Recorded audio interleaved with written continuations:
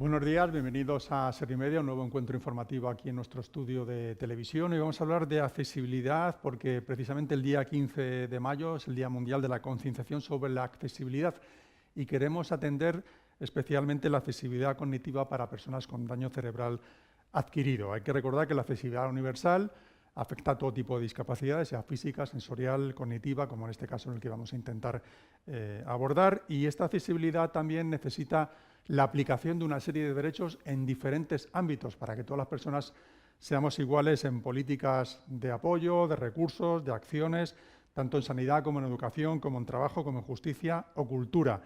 Lo importante es que está al alcance de todas las personas y, como digo, al final todos seamos iguales. Las personas con daño cerebral adquirido pues necesitan algún tipo de apoyo en temas de desorientación, dificultad de atención, de memoria, algún tipo de alteraciones tanto perceptivas como de funciones en la comunicación. Por ejemplo, de hecho, desde Daño Cerebral se intenta abordar esta situación desde las asociaciones para fomentar esta integración, como les digo, para fomentar este apoyo.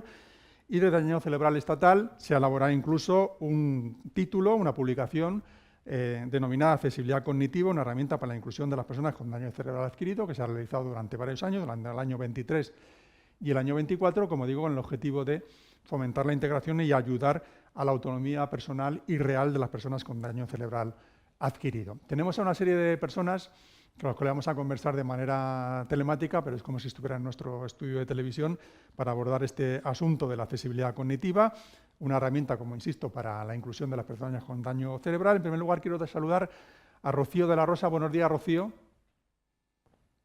Hola, buenos días. Bienvenida, Rocío, eres vicepresidenta de Daño Cerebral Estatal y además eres directora gerente del Daño Cerebral Andalucía. Entiendo que estás en Sevilla, imagino. Sí, estoy en Sevilla. Bueno, pues buenos días, Rocío. Cuéntanos un poco en este día, o con esta perspectiva del Día Mundial, como digo, de la concienciación sobre la accesibilidad y en concreto sobre la accesibilidad cognitiva, ¿qué objetivo se marca Daño Cerebral desde la asociación vuestra tanto a nivel estatal como a nivel de Andalucía? Bueno, pues nosotros a nivel estatal, por supuesto, estamos haciendo una fuerte apuesta por trabajar en la accesibilidad cognitiva. Como ya has comentado, tenemos una publicación en la que han trabajado diferentes compañeras y entidades que forman nuestro movimiento asociativo. Algunas de estas compañeras están hoy aquí con nosotros y van a intervenir y a dar su punto de vista sobre la temática y nos van a hablar desde lo mucho que saben sobre esto. Y nosotros como federación, que aglutina las diferentes entidades que representan a las personas y familias con daño cerebral eh, en nuestro territorio, pues estamos en la obligación de hacer todo aquello que suponga un beneficio para las personas con daño cerebral y que dé respuesta a sus necesidades. Pues, ¿qué os solicitan, qué os reclaman las personas con daño cerebral que se pueda aplicar, medidas que se puedan aplicar para conseguir que esa accesibilidad, como decía yo al principio, sea real y además adaptada a cada persona, porque luego cada persona tiene unas necesidades un poco diferentes, ¿no? Bueno, pues como bien comentas, encuadrándolo un poco, aunque yo creo que todas las personas que estamos hoy aquí sabemos perfectamente qué es el daño cerebral, pero bueno, sí que quisiera un poco poner en contexto el daño cerebral, pues es una lesión repentina que ocurre en el cerebro, que aparece de forma brusca e inesperada y que produce un conjunto variado de secuelas. Es ahí cuando llegamos a las secuelas donde es necesario que trabajemos en accesibilidad, porque hay secuelas que son motoras, sensoriales, emocionales y conductuales, cognitivas, de la comunicación, y es ahí donde sí que tenemos que empezar a trabajar para salvar todas los problemas que nos traen esas secuelas, para que las personas con daño cerebral puedan tener pues una vida plena, lo más plena posible, siempre teniendo en cuenta que el problema no está tanto en la persona como sí en el entorno. Tenemos un problema en el entorno y es que los entornos no son accesibles, no están adaptados y tenemos que trabajar en la línea de convertir esos entornos en totalmente accesibles universalmente porque es verdad que la accesibilidad siempre se ha trabajado más en la parte física, que los entornos fueran accesibles en la forma física, y se olvidaba un poco otro tipo de accesibilidad, como en este caso es, por ejemplo, la cognitiva o como puede ser la sensorial. Y nosotros desde la federación tenemos que trabajar en la línea de que la ley y los derechos de las personas con daño cerebral se cumplan y que los espacios sean accesibles para que puedan tener una vida pues lo más plena e independiente posible. Sí, porque esa es la cuestión, ¿no? Siempre decimos que en España hay mucha legislación, pero que luego hay que bajar a la realidad, ¿no? Y no siempre se cumple, ¿no? Y las Y personas necesitan ese tipo de compromiso por parte de la administración pública para conseguir abordarlo. efectivamente, no solo que es importante que las normativas las tenemos. De hecho, si no me equivoco, creo que a partir del año 2022 ya está incluida la accesibilidad cognitiva por ley, dentro de la accesibilidad universal, tanto cognitiva como la física y la sensorial forma parte de la accesibilidad universal. Eh, pero está en normativa, pero ¿se cumple? No, no se cumple. Sabemos que no se cumple. Eh, Todas las personas que atendemos en nuestras entidades han tenido problemas a la hora de enfrentarse a un entorno porque no es accesible, o bueno, no son un entorno, una gestión, un documento universal, va más allá de lo meramente físico o de lo que pueda ser un edificio, sino también que lo sea un servicio. Algo en lo que estamos trabajando y que consideramos que es muy importante para conseguir esta accesibilidad universal y que la ley se cumpla, por ejemplo, es que las personas con daño cerebral, en nuestro caso, eh, mm, sean quienes validen los entornos, los recursos, las gestiones, tienen que ser las personas que digan, sí, esto es accesible. ¿Y por qué? Pues porque cumple esto y esto. O no lo es porque yo no puedo disfrutar de este servicio al 100% o no puedo hacer esta gestión porque no tiene esto, esto y esto. Y es muy importante la validación por parte de las personas con daño cerebral. De hecho, creo que después tendremos el testimonio de una compañera que está trabajando en el área de que las personas con daño cerebral sean quienes participen en esto, en todo lo que es necesario para que un espacio sea universalmente accesible, un espacio, un servicio, como os he dicho, un trámite, cualquier cosa, lo que permite que su día a día sea lo más normalizado posible. Esto, fíjate, Rocío, que hacías muy bien, mencionabas lo que se denomina la ley número 6 del año 22, que es la de la accesibilidad universal, como comentabas, que incluía este derecho, pero es que ahora el Gobierno ha presentado un anteproyecto para refundir estos textos también, modificarlos y ampliarlos de cara al futuro. Esto, lógicamente, necesita no solo implicación, sino que también necesita un aporte económico, porque luego la gestión es autonómica, es decir, que toda modificación también tiene que incluir un presupuesto. Como, como siempre, la teoría es estupenda, pero si no hay un presupuesto que la respalde lo suficiente y que lo pueda poner en práctica, pues la teoría se queda en eso, en una simple teoría, pero que no llega a las personas. Para que las cosas lleguen a las personas hay que invertir en ellas.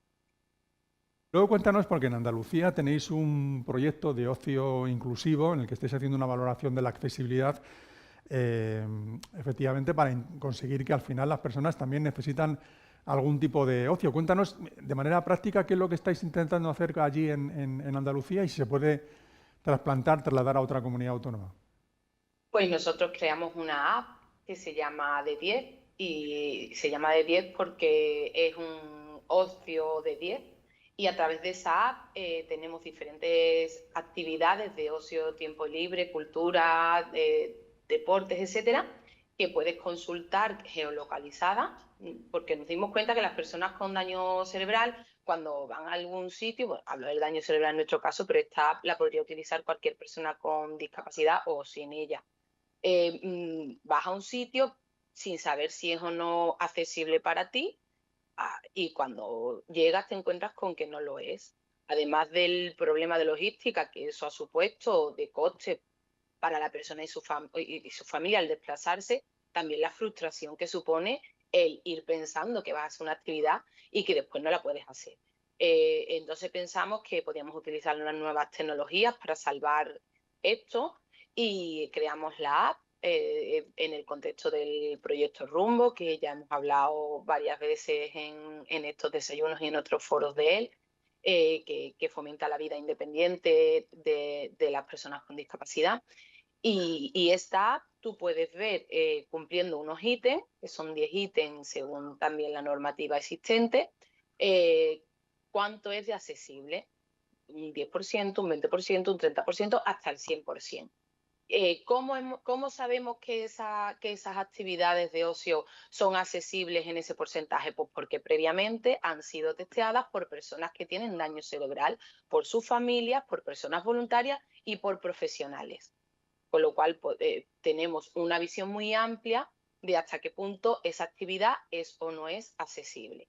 Y tú, como en la app tiene un geolocalizador, tú puedes ir andando por un espacio, por una ciudad, vamos a poner en este caso Córdoba, tú puedes ir andando por Córdoba y puedes ver geolocalizadamente dónde hay actividades de ocio y tiempo libre que son accesibles para personas con daño cerebral o con discapacidad en general y en qué porcentaje son accesibles. Y dentro de eso puedes ver si son accesibles cognitivamente, si son accesibles físicamente y tú decidir según tus secuelas si eso se adapta o no a tus necesidades. Oye, ¿y esta app se puede trasladar a cualquier lugar de España? Se puede trasladar a cualquier lugar del mundo. Ujú. Lo que pasa es que actualmente hemos testeado estas actividades solo en Andalucía, Vale. pero nuestro objetivo es ampliarla a nivel estatal. Estamos trabajando, de hecho, en el próximo cuaderno de daño cerebral estatal, estamos trabajando en esta línea para que en un futuro no muy lejano podamos incluir actividades de todo el territorio, contando con todas nuestras entidades federadas en daño cerebral estatal, en todas las que quieran participar. Tenemos un formulario muy sencillo que tienen que rellenar ciertas cuestiones porque todas nuestras entidades hacen actividades de ocio, con lo cual todas tienen experiencia y lugares que pueden aportar. Y nosotros, como gestores de la app, con esa información que nos manden, rellenando este formulario que te comento, pues actualizaríamos la app e incluiríamos todas esas actividades con el objetivo de que en un futuro cercano, como te comento, pueda haber muchas actividades en muchos territorios de nuestro país o incluso fuera de él, porque ya te digo Claro. que se puede hacer a nivel mundial. Sí, Puede soportar cualquier parte del mundo. fuera de él porque, claro, puedes viajar y hacer un viaje y también tener algo de ocio, lógicamente, ¿no? Claro, el objetivo es cuando tú te muevas por diferentes sitios, no pierdas tiempo en informarte, porque además muchas veces lo que pone en las páginas web no se cumple, que todos lo sabemos, que pone que hay sitios que son accesibles y después realmente cuando estás allí no lo son, que pueda la persona que viaja o hace turismo ir a sitios que sabe de antemano que va a poder disfrutarlo. Y entiendo que esto también para las familias es un paso importantísimo, ¿no? Efectivamente, es un paso muy importante porque, ya te digo, lidiar con la frustración que supone el llegar a un sitio y pensar que vas a poder disfrutar de algo y después no poder disfrutarlo es duro, y más cuando hay secuelas conductuales que suponen, pues, imagínate hacer una cola o esperar un tiempo de entrada para personas que eso ya lo llevan mal de por sí debido a su secuela y a llegar y darte cuenta que no puedes disfrutarlo. Pues, hombre, para las familias la verdad es que es bastante positivo y sobre todo porque muchas veces cuando organizan sus vacaciones no saben dónde ir porque es difícil encontrar sitios que se puedan adaptar y que puedan ser disfrutados por su familia que tiene el daño cerebral. Necesidad, te digo, para cualquiera que viaje. Al final sería un aprovechamiento. Bueno, vamos a dar la palabra ahora, muchas gracias Rocío, seguiremos luego, si quieres, luego Vamos. conversando contigo, a Blanca Aldea, que es neuropsicóloga en la Asociación Afasia Activa. Buenos días, Blanca. Buenos días, ¿me escucháis bien? Sí, te escucho perfectamente. ¿Dónde estás físicamente, Blanca? Estoy en Madrid, en el Em, barrio de Prosperidad, como Muy al bien. norte de Madrid. Bueno, aquí muy cerquita de nuestro estudio. Cuéntanos, Blanca, para empezar, para que la gente que no sepa exactamente qué es la afasia. Pues la afasia es un trastorno de comunicación adquirido normalmente a partir de un ictus, un traumatismo, una enfermedad degenerativa y que cursa con problemas para comunicarse, ya sea bien para expresarse o para comprender el lenguaje hablado o escrito. O sea, Eh, en resumen, son gente que tiene problemas para comunicarse. Muy bien. Desde vuestro trabajo profesional, cuéntanos cómo lo estáis realizando para que estas personas precisamente se puedan comunicar con los demás o los demás se puedan comunicar con ellos. Entiendo que es bidireccional, ¿no? Sí, sí, sí. Pues como precisamente el lenguaje es tan identitario y al perder el lenguaje pierdes una parte tan importante de tu persona, pues en nuestra asociación, aparte de ofrecer rehabilitación y estimulación cognitiva, también tratamos de hacer comunidad para aquellas personas que tengan afasia pues, se sientan como más apoyadas, más comprendidas entre ellos, más integradas en la sociedad. Quiero decir que aparte de la rehabilitación cognitiva, hacemos una serie de talleres y actividades para fomentar la inclusión de esta persona, tanto con otras personas que le pasa lo mismo, como en un entorno social y familiar más cercano. Pero cuéntame algún dato práctico para que la gente lo Ujú. entienda. ¿Cómo estáis trabajando y de qué manera desde fuera lo podemos entender? Pues, por ejemplo, hacemos visitas a museos donde los pacientes son los que exponen cuadros, para que todo el mundo que pase por el museo se pueda acercar y entender cómo se comunica una persona con afasia. Hacemos divulgación por las entidades y comercio de aquel distrito donde está la asociación, para que los comerciantes y tiendas sepan cómo abordar a una persona que le cuesta comunicarse. Hemos creado también una guía que se está testeando en hospitales para que una persona que acaba de sufrir un daño cerebral sepa cómo orientarse, cómo pedir ayudas, a quién tiene que dirigirse, qué profesional está ocupado de cada tipo de daño que sufre una persona con daño cerebral. Y los demás, ¿cómo nos tenemos que comunicar con las personas con afasia? ¿De qué manera? Entiendo que es una situación un poco extraña para el que no lo conozca, ¿no? Sí, ¿Cómo se puede hacer sí. compatibilizar esa relación? Sí, además quería apuntar que da un poco de susto cuando no se conoce algo abordarlo por primera vez, ¿no? Como en cualquier trastorno que uno desconoce. Pues las personas con afasia, como les cuesta comunicarse, necesitan un poco más de tiempo. En general son más lentas procesando la información, entonces necesitan que se les hable despacio, sin hablarles de forma infantil, solamente dejarles un poquito más de tiempo para expresarse, ayudarles solo cuando sea necesario, no hablar por ellos, hacerle preguntas cerradas, por ejemplo, de sí o no. En general no bombardearles con mucha información y dejarles tiempo para comunicarse a su ritmo. Quizá pararse, detenerse un poquito y mirarles a los ojos y darles un poco más tiempo. Y con vuestro trabajo se nota, digamos, una evolución positiva con el tiempo. Imagino que habrá que Sí, ser muy paciente y esperar un tiempo prudencial para sí, ver cómo esa persona avanza, ¿no? exactamente. Sí, mucha gente llega muy disgustada a los hospitales donde le dan el alta enseguida, pero nosotros explicamos que la asociación no tendría sentido si no fuera porque una persona con afasia tiene muchos años de recorrido donde se puede ir rehabilitando poco a poco. Eso es. Mm. Y la familia, entiendo que la familia también es parte importante de esta comunicación, conviven con la Sí, persona todo el día, entiendo, ¿no? Y entonces también es sí. una ayuda para Mm. la familia. Sí, parte del éxito de la rehabilitación de la persona es cómo su familia integre el daño en el contexto familiar. Entonces hay una labor por parte de los terapeutas de psicoeducación hacia las familias, de cómo comunicarse con su familiar.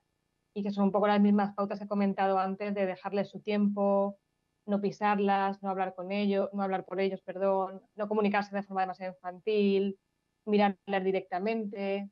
En general, en esta vida tan estresada y tan rápida, pues tomarse un poquito más de tiempo para darles la atención y la dignidad que merecen.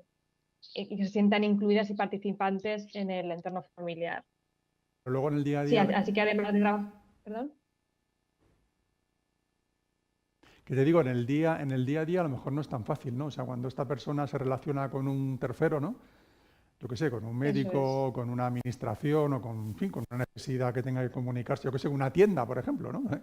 Es decir, Eso no es. será tan sencillo comprar una barra de pan, por ejemplo, por decir de alguna manera un proceso, ¿no? Pues también desde la asociación trabajamos en el hecho de divulgar la fascia para que aquellas personas que no estén familiarizadas porque le ha pasado a ellos mismos o dentro de la familia, que conozcan por lo menos qué es la fascia. Porque estas personas muchas veces van con algún distintivo que indica que tienen una fascia, pero fuera del mundo de las asociaciones o daño cerebral es una gran desconocida. Entonces, parte de la labor de la asociación es la de divulgación sobre qué es la fascia, qué significa la fascia y cómo ayudar y abordar a estas personas.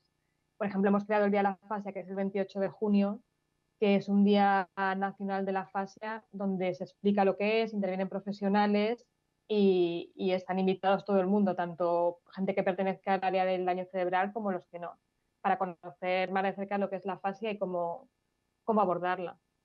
Y de las administraciones públicas, ¿hay ayudas para las familias, para estas personas, para que puedan desarrollar estos proyectos como el Sí, vuestro? sí, de las entidades públicas, nosotros, por ejemplo, que trabajamos en la Comunidad de Madrid, hay unas ayudas en forma de cheque servicio que los pacientes pueden solicitar para tener rehabilitaciones. Y les costea el tratamiento de la rehabilitación de la fascia que yo siempre digo que nunca damos altas.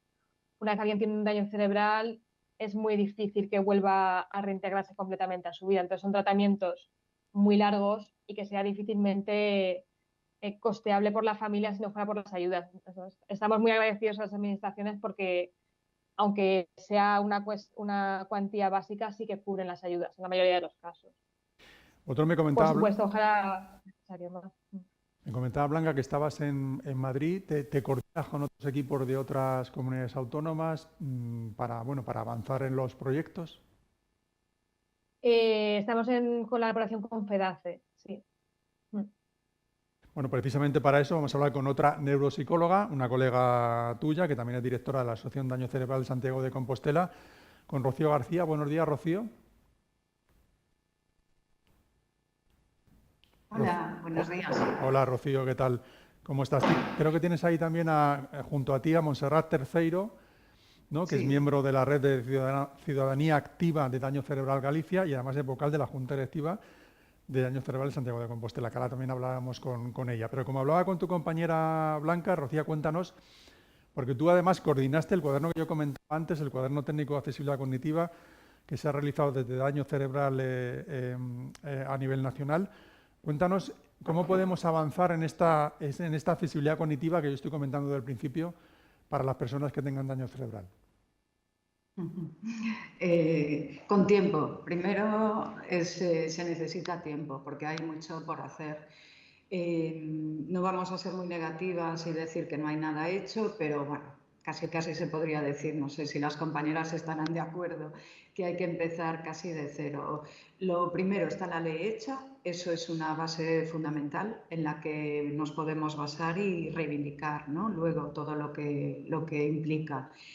Y luego hay un cuaderno hecho por un montón de profesionales, por un montón de personas directamente afectadas, porque estaba fase activa también en este cuaderno colaborando. Entonces, eso va a ser lo fundamental, que nosotros mismos, el movimiento asociativo de daño cerebral, internamente, seamos el mejor ejemplo. Para eso tenemos que empezar por la casa, como se suele decir. Nosotros tenemos que ser los primeros que hagamos esta adaptación y todo lo que sea necesario en accesibilidad cognitiva. Y luego ir reclamándolo también al mismo tiempo a las diferentes administraciones, a entornos comunitarios que todas las personas sin problemas de accesibilidad estamos usando, pues hacer lo mismo para que personas que tengan dificultades de accesibilidad también lo puedan hacer y usar. Pero todo esto va a llevar tiempo, ya lo sabemos, pero estamos empezando y eso es lo importante.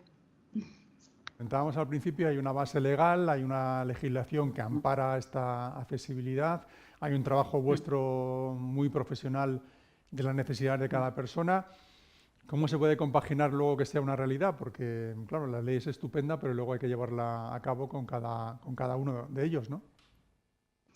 Sí, a ver, el cuaderno que hemos realizado se ha enfocado desde ese punto de vista también, ¿no? No valía algo muy teórico, ni de andar mucho siendo muy exquisitos, ni nada de eso. Entonces, se planteó desde el principio que hay muchas personas con daño cerebral que por sus secuelas, que ya son moderadas, severas, pues que están asistiendo a recursos diurnos como centros de día, centros ocupacionales, residencias, pues que ya tienen la ayuda de profesionales que les van a facilitar a lo largo de su día, a lo largo de su vida, pues en recursos comunitarios, el acceso, ¿no? Es muy raro que en las asociaciones, como decía antes Rocío también, que no haya un programa de ocio, lo hay.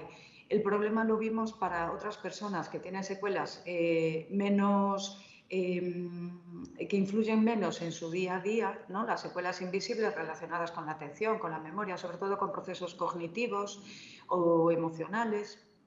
Entonces, esas personas que no vienen a recursos de atención diurna, sí que veíamos que estaban teniendo mucho más problema para acceder a recursos que todos tenemos y donde lo principal, todos obligatoriamente van a pasar por un centro de salud, por un juzgado a lo mejor, pero pasan obligatoriamente por esos lugares. Pero luego el ocio, lo que es un derecho fundamental para todas las personas también, que es el disfrute, ¿no? Pues no lo estaban ejerciendo de igual manera, porque no era fácil. Entonces decidimos que el cuaderno estuviera muy enfocado en eso, en el ocio y la participación social, y que fuese muy práctico, ir directamente a determinados contextos, entre todos decidimos cuáles y cómo enfocar el cuaderno para que fuese, estas son las dificultades, estas son las barreras y estas pueden ser las soluciones. Eso lo hemos tratado de plasmar básico, pero hemos tratado de plasmarlo en el cuaderno. Y ahora lo que tenemos que hacer es sensibilizar a todo el movimiento, a toda la administración e ir poco a poco creando pues, programas con presupuesto para ir haciendo estos cambios. Esa es la idea. Va a ser fundamental la primera persona, personas como Monse o como todos los integrantes de Afase Activa, por ejemplo. Es fundamental que ellos mismos expliquen por qué no pueden acceder como nosotros, que no tenemos esa discapacidad, a lo mejor tenemos otras, cómo no pueden acceder a esos recursos y por qué. Y hay cosas que decimos siempre que son casi sin coste, son muy baratitas. En cambio, otras no, conllevan más coste. Vale, pues vamos a empezar por las que ya es muy fácil hacer esa adaptación. Mira, hay una pregunta que nos llega en directo, que nos hace Verónica Martínez, que te quiero hacer a ti, Rocío García, y a Blanca Aldea, las dos como neuropsicólogas, que dice: ¿qué os parecería crear un distintivo o una forma de identificar el daño cerebral invisible? No sé, un distintivo, un logo que nos ayude a las personas que tenemos el daño cerebral, que muchas veces no es tan visible, sobre todo para pedir apoyo. No sé qué te parece esto, Rocío y Blanca. Rocío, empiezo por ti. A ver, lo hemos hablado. En el grupo del cuaderno hemos comentado esta opción y tiene controversia, porque es señalar a personas ya por una determinada característica que vayan ya señalizando que tienen aquí daño cerebral.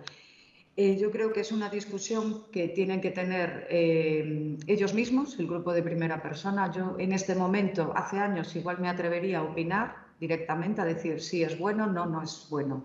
En este momento el grupo de primera persona y toda la red activa que se están activando por todo el Estado, yo creo que tienen que ser ellos quien tengan esta discusión y quien decidan qué es lo que quieren hacer, porque crea controversia. Nosotros no vamos con una etiqueta o con algo colgado aquí diciendo que tenemos una enfermedad solo ocurre en aquellas vitales, en aquellas que necesitan una medicación inmediatamente por si alguien en la calle lo puede hacer, o como puede ser epilepsia o una persona diabética.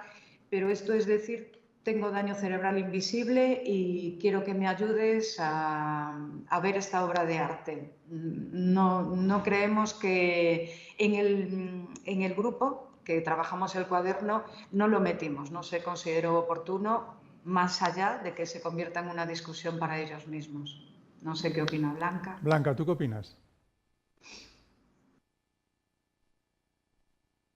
Perdón, que no me escuchabais.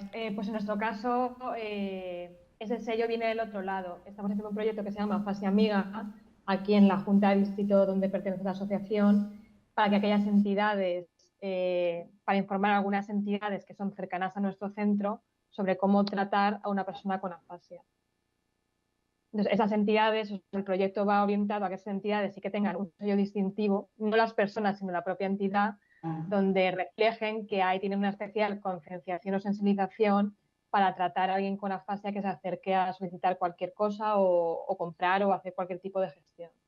Vale. Aprovecho que estoy contigo, Blanca, porque Isabel Villamayor también quiere hacer una consulta sobre afasia y habla de que si es posible tener conversores de texto a voz para tablet, otro tipo que pueda modificar el texto, subrayarlo y que pueda beneficiar a la persona. No sé si esto se está trabajando en algún proyecto de este tipo. Las personas con las que trabajamos sí que tienen conversores que leen las palabras escritas y las traducen a un lenguaje hablado, es decir, transforman las palabras en los fonemas pertinentes. ¿Y eso beneficia, ayuda a la persona? Sí, por ejemplo, a la hora de recibir un email o leer un artículo, pues las personas son capaces de escucharlo en voz alta cuando no lo pueden comprender leyendo. Y la mayoría de los usuarios sí que tienen algún programa de este tipo, alguna aplicación. Vuelvo contigo. Y suelen ser. Muy bien. Vuelvo contigo, Rocío, porque Patricia nos pregunta el nombre completo del cuaderno para poder, o dónde puede localizarlo, dónde puede localizarse el cuaderno. Entiendo que en la página web de Daño Cerebral. Exactamente, sí, en la página web está todos estos cuadernos realizados a lo largo de estos años, están colgados ahí, es un PDF, se puede descargar y se llama Accesibilidad Cognitiva, una herramienta para la inclusión de las personas con daño cerebral adquirido. Es el número 22, es muy fácil, en la página web de Daño Cerebral Estatal se encuentra fácilmente. Patricia. Vale. Hubo dos trabajos, ¿no? El año 23 y el año 24. Este es el último. A ver, 23-24 hubo dos trabajos paralelos y uno formaba parte del proyecto Rumbo. Fue presentado en diciembre, creo, Sí, sí. Rocío, en diciembre del año pasado, como proyecto, noviembre, creo. Sí, fue parte del proyecto Rumbo trabajado por nuestra compañera Edith, que actualmente es quien lleva todo el tema de accesibilidad cognitiva a nivel técnico en daño cerebral estatal. Pero el cuaderno al que están refiriéndose y del que están preguntando es el que acaba de comentar Rocío. Vale, página web Daño Cerebral de la página web de la Daño Cerebral Estatal. Sí, no sé si os podré pasar, porque tengo el enlace, por si lo podéis poner vosotros por ahí. Bueno, a lo mejor ahora se puede. Vale, a lo mejor a ver si mis compañeros lo pueden poner en la página aquí en la pantalla. Y recordamos que se titula, repito, Accesibilidad Cognitiva, una herramienta para la inclusión de las personas con daño cerebral adquirido. Rocío García, ¿qué retos os quedan de cara al futuro en este trabajo que estáis realizando profesional para conseguir esta integración, esta accesibilidad cognitiva para las personas con daño cerebral adquirido?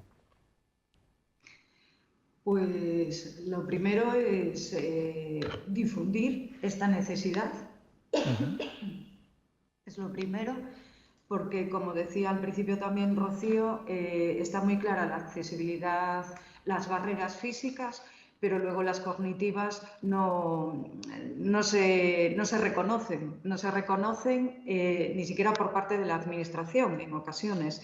Entonces, lo primero yo creo que es que la gente sepa que hay unas secuelas invisibles que afectan muchísimo a la participación y a los derechos que tienen las personas que llevan consigo estas secuelas. Luego, nosotros mismos hacer ese papel de sensibilizar. Yo creo que ahí tanto la Federación como cualquier entidad a nivel estatal pues tiene que hacer esa labor fundamental de sensibilizar y también velar un poquito junto con la Administración para que se vaya introduciendo en diferentes modelos, en programas que puedan difundir ellos mismos. Yo creo que se me está ocurriendo ahora todos los programas electorales. Yo creo que si desde las federaciones se sensibiliza sobre la lectura fácil, la accesibilidad cognitiva en programas electorales, en las siguientes elecciones que vaya a haber, tanto a nivel autonómico como estatal, desde ahí ya parten muchas personas que luego van a estar en gobiernos que ya van a estar sensibilizadas. Yo creo que es una buena idea ya ir viendo esto como una buena acción. Y luego quedan muchas otras, pero poquito a poco. Bueno, es importante que los políticos entiendan esta situación, ¿no? Sí. Incluso ojalá algún día hubiera algún político con daño cerebral también, que estuviera participando en el debate político, ¿no? Sí, a ver, no, es que ha sonado raro, pero No, me refiero que no, en el ojalá no haya ninguno, pero como tú dices, va a haber, todos vamos a tener un daño cerebral o si no, nuestros familiares, todos conocemos a alguien y hay políticos que también lo han sufrido ellos mismos y sus familiares también, claro, lo van a sufrir o lo están sufriendo. Bueno, vamos Y esos con... deberían salir adelante como más sensibilizados. Claro, sobre todo para concienciación, ¿no? De todos al final. Y que hay un púlpito ahí público que el político puede, digamos, Sí, difundir lo que está pasando de una manera más real y más cotidiana también, ¿no? exactamente, sí, es así. Bueno, decía que tenías ahí cerca a Montserrat, que tú Ahí viene, ¿Perdona? Que se va a sentar. viene aquí. Vale. Hola, buenos días. Hola, buenos días, Montserrat. Cuéntanos, tengo aquí apuntado que tuviste un ictus y además convives con unas secuelas cognitivas, pero esto no te ha impedido trabajar en el cuaderno de accesibilidad cognitiva que comentábamos antes y que formes parte de la Red Ciudadana Activa. Cuéntanos cómo puedes, lo que estamos abordando hoy de la accesibilidad cognitiva, cómo puedes tú vivir en tu día a día ante temas de accesibilidad. El tema de la accesibilidad es una lucha constante, porque una vez que después de mi ictus y que recuperé físicamente las secuelas, me quedaron las cognitivas, que además eran bastante incapacitantes para volver a ser autónoma y poder volver a vivir sola con mis hijos, porque al principio no puedes acceder ni a los trámites básicos, ni siquiera tramitar una discapacidad, una incapacidad. Entonces, ahí es donde empecé a encontrar todas las barreras. Trámites básicos como hacer una declaración de la renta, como poder hacer un trámite en el banco, como acceder a un cajero automático, como acceder a poder aparcar el coche en un parking público del ORAC en el que tienes que meter matrículas, horas, monedas. Entonces todo eso ya fue bastante, me limitó muchísimo.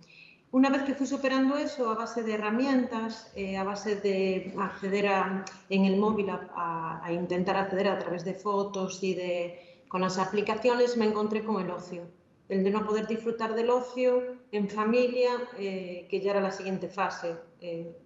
Poder ir al cine con mis hijos o a un teatro, porque además ya se parte desde un principio, que ya a veces no hay ni siquiera accesibilidad a la hora de por internet poder sacar una entrada.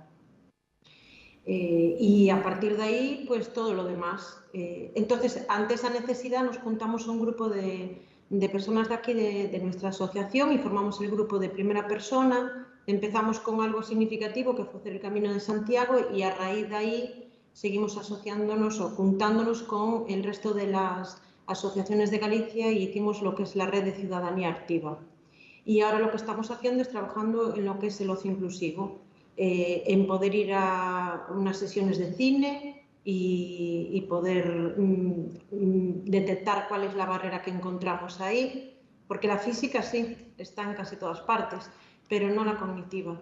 Lo que es acceder a un museo, una exposición, y en base a eso es donde estamos ahora trabajando.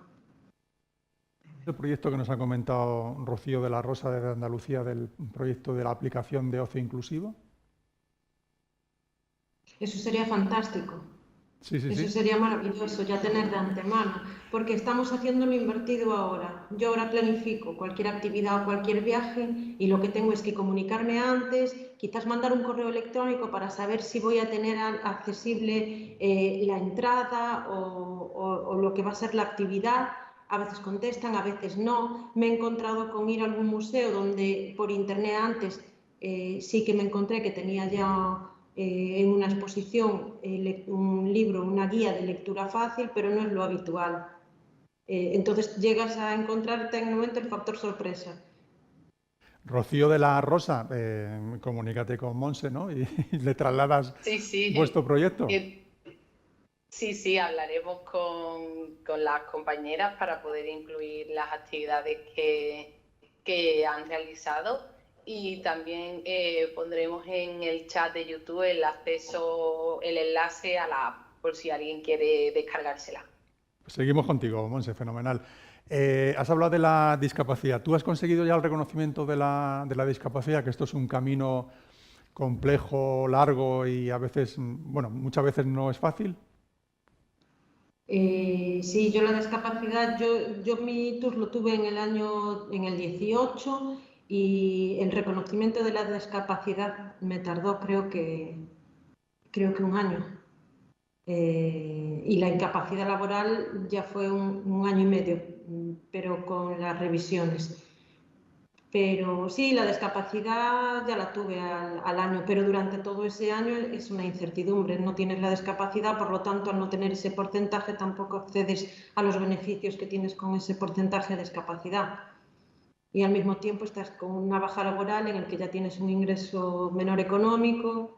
Entonces, no todo va no todo va en la medida que debería de ir. Los tiempos administrativos son mucho más lentos de lo que es para nosotros la vida. Mientras tanto, ahí pasas a no ser autónoma, a depender de la familia.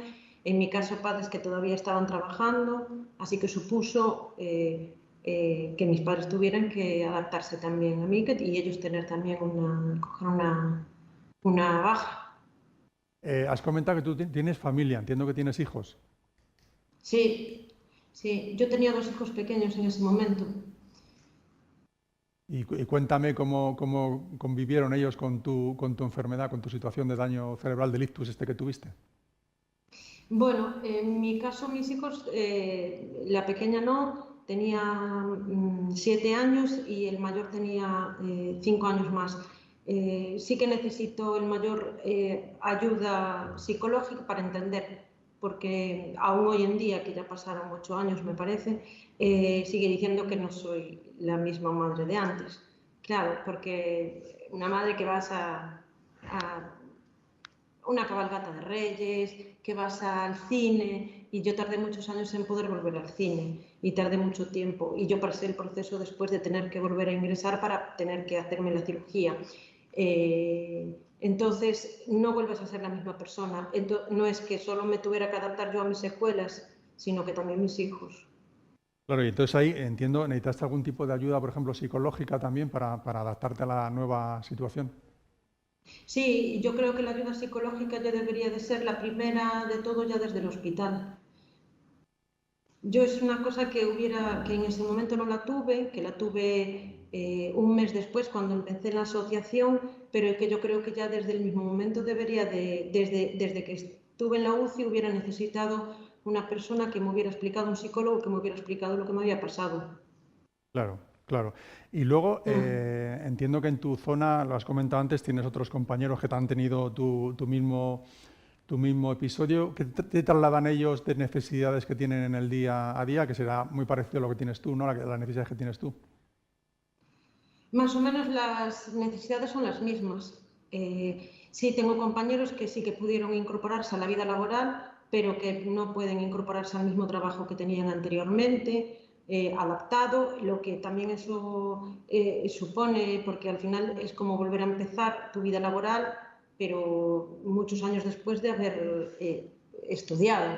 Entonces tienen que volver a reiniciarse. Después tengo compañeros que ya eran empresarios o que eran autónomos, entonces que también les supuso tener que volver a reinventarse. Y luego lo que decías tú, el apoyo fundamental una vez más de la familia. Se habla incluso de tus padres, ¿no? Para poder adaptarse a esta situación y apoyarte en la medida de sus posibilidades. Sí, claro, mis padres, como comentaba antes, todavía estaban trabajando. Entonces, claro, tuvieron que pedir pues, su permiso en el trabajo para poder acompañarme todo en el tiempo de hospitalización y después para poder venir al centro de las rehabilitaciones. ¿Y tú ahora cómo te encuentras ahora personalmente? ¿Has visto que has avanzado en estos años? Sí, yo me encuentro bastante bien, ya pasaron 8 años, logré adaptarme a las secuelas, sobre todo, bueno, eso, las cognitivas, logré adaptarme siempre gracias a la asociación y a las herramientas que nos dieron. Logré volver a mi casa, a mi piso con mis hijos, adaptando la casa porque, sobre todo al principio, las secuelas cognitivas es un problema, el que más he encontrado, el de la memoria. Entonces, el tener que poner pictogramas por la casa para recordar dónde guardaba las cosas, porque en el día a día se te olvidan. También fue un avance el de volver a conducir, que al principio tampoco se puede. Entonces, ahora llevo una vida a otro ritmo, muy distinta, pero normalizada. Bueno, pues eso es un avance importante. O sea, que puedes volver a conducir, ha vuelto a conducir, por ejemplo, el coche. Sí, sí. Conducir hay que hacerlo. Depende de los informes neurológicos, pero renovar al principio cada año y con velocidad limitada y alguna limitación más, ahora no recuerdo. Y después con el tiempo, a medida que los informes neurológicos confirman que puedes volver a conducir, ya pude volver, sí. ¿Y volver a trabajar? ¿Has podido volver a realizar alguna actividad laboral? No, yo en mi caso, a mí me dieron desde un principio una incapacidad absoluta para todo tipo de trabajo. Entonces yo no pude volver a la vida laboral. Trabajo tienes con la Red Ciudadana Activa, ¿no? Y con toda la actividad que estás haciendo desde la asociación en Santiago de Compostela, ¿no? Que es otro trabajo también importante. No lo tomo como un trabajo, yo lo veo como una necesidad. No digo que es que es casi como un trabajo, me refiero, de dedicación de tiempo Sí. y demás y de esfuerzo. Sí, pero bueno, yo pienso que nosotros que podemos hacerlo, lo tenemos que hacer por los que en realidad no pueden, y además que no me gustaría que pasaran por lo que yo pasé o mis compañeros, que lo tuvieran un poquito más fácil a partir de ahora. Pero bueno, es lo que comentaba Rocío, de que es un trabajo que falta mucho por hacer. Oye, mira, hay una pregunta que le voy a hacer a las dos Rocíos y a Blanca, que nos hace María José Valverde Santa Marta, que pregunta y dice: ¿sería interesante hacer alguna campaña a nivel nacional para formar a los profesionales sanitarios del trato que han de prestar a personas con daño cerebral? No sé qué opinas de esto, Rocío, de la Rosa y las dos neuropsicólogas. Rocío, va a empezar por ti. Pues a nivel nacional lo que se puede hacer es trabajar en un paraguas, pero tenemos que tener en cuenta que la sanidad y la salud es una competencia que está transferida y se tiene que gestionar a través de las comunidades autónomas, con lo cual es más difícil trabajarlo a nivel nacional, más allá de lo que es un paraguas normativo. Se puede conseguir un paraguas normativo, pero después el aterrizaje tiene que ser a nivel territorial. Blanca, ¿tú qué opinas sobre esto? Pues en nuestro caso, como comenté antes, tenemos el día de la fascia para divulgar a nivel nacional lo que supone este trastorno.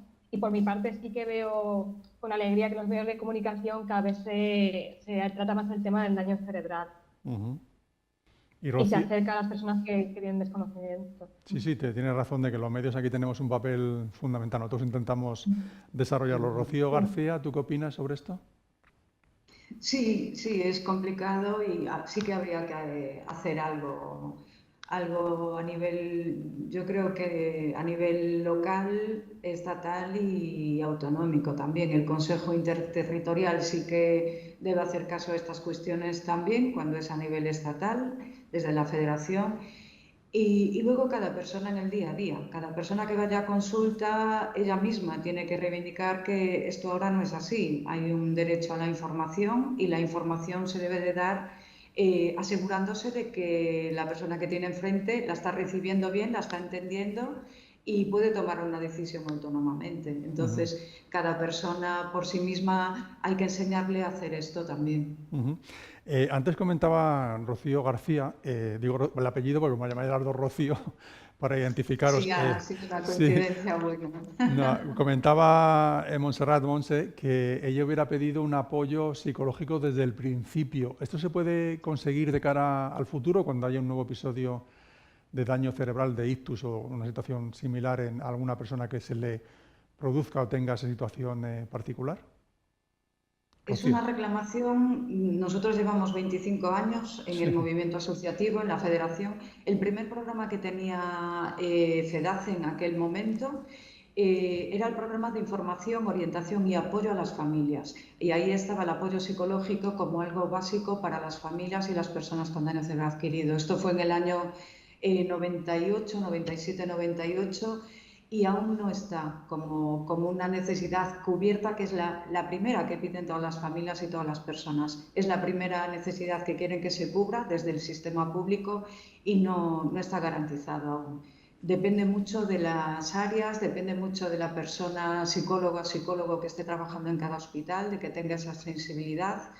Depende de los jefes de servicio que lo tengan también como algo básico para hacer la interconsulta desde el primer momento y no se está haciendo. Y me consta que todas las asociaciones lo reclamamos, lo vemos como necesario, pero no sé si estará eso garantizado como algo normal, como que te vea el neurólogo, te vea el médico rehabilitador o una enfermera. Mira, hay una última pregunta que nos hacen de Noemí Castel Colomé, que dice: ¿qué impacto puede tener la lectura fácil en la accesibilidad para personas con daño cerebral? ¿Es un elemento básico para ellas? Te pregunto a ti mismo, Rocío García. ¿La lectura fácil? Sí, bueno, aquí sabrá más Blanca también, o Monse, que ya lo solicita en la asociación también, como vocal de la Junta Directiva. Estamos haciendo las actas ya en lectura fácil, por ella y por otra persona más que está.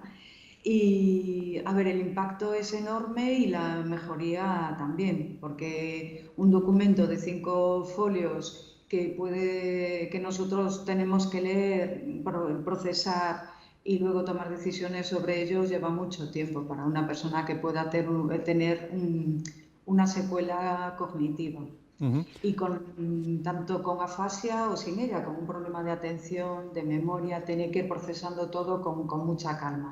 Cuanto mejor adaptado en lectura fácil esté el documento o el dossier, todo lo que sea, escrita, pues mucho mejor. Pero bueno, a ver qué opinan ellas también. ¿Es así? Pues vamos a preguntarle a Monse. ¿Te parece, es así, necesario el tener la lectura fácil, Monse, para que tú lo puedas entender? Bueno, tú y en general cualquiera, muchas veces intentar en una lectura fácil lo entendemos todos. Sí, para mí es una necesidad, porque algo, como explicaba antes, tan sencillo como solicitar la beca de mis hijos, tengo que pedir ayuda y ahí debería de poder ser autónoma, en cubrir un formulario. Tengo ido a hacer trámites al ayuntamiento o incluso para cualquier impuesto, el del coche, me acuerdo, y pedir un formulario 3 veces. La tercera vez que te miran con mala cara porque se lo pediste. Entonces, sí que debería de... la gente que trabaja hacia el público y sobre todo en burocracia sí que deberían de estar formados en saber que nosotros quizás necesitamos esa ayuda. Blanca, ¿tú qué opinas de esto? Bueno, las comentantes también. Sí, en nuestro caso, por ejemplo, tenemos un taller de lectura fácil precisamente para que todas aquellas personas que han sufrido la pérdida del lenguaje puedan volver a disfrutar de algo tan bonito como es la lectura y el placer de un libro. Muy bien. Bueno, Rocío y Monse, pues felicidades por ese 25 aniversario, ¿no? Que el cartel que tenéis ahí detrás de Santiago de Compostela de daño cerebral en Galicia, ¿no? Muchas gracias, sí. Hay varias asociaciones. Es que ya somos maduras. Maduritos. Yo creo, ¿verdad? La estatal, desde luego, ya está en una fase de madurez muy buena. Bueno, pero todavía jóvenes, con 25 años todavía se considera joven, ¿no? Sí, bueno, nosotros jóvenes. Muchísimas gracias de verdad, Rocío de la Rosa, Blanca Aldea, Rocío García, Montserrat Terceiro, por esta conversación sobre accesibilidad cognitiva, a las personas que nos han ayudado, a todo el equipo de daño cerebral de Estatal que nos ha ayudado a organizar este encuentro. Muchas gracias de verdad a este equipazo que nos ha hecho aquí un guión, un montón de documentación que hemos recibido para poder realizar este encuentro. A ustedes por seguirnos, por hacer tantas preguntas, que siempre intentamos trasladarlas todas las que podemos, por seguirnos, por seguir este asunto que abordaremos en próximos encuentros informativos aquí en Serimedia, por hablar de daño cerebral. Y nada, nos vemos en un próximo encuentro informativo en nuestra agencia de noticias. Muchas gracias a todos y hasta la próxima.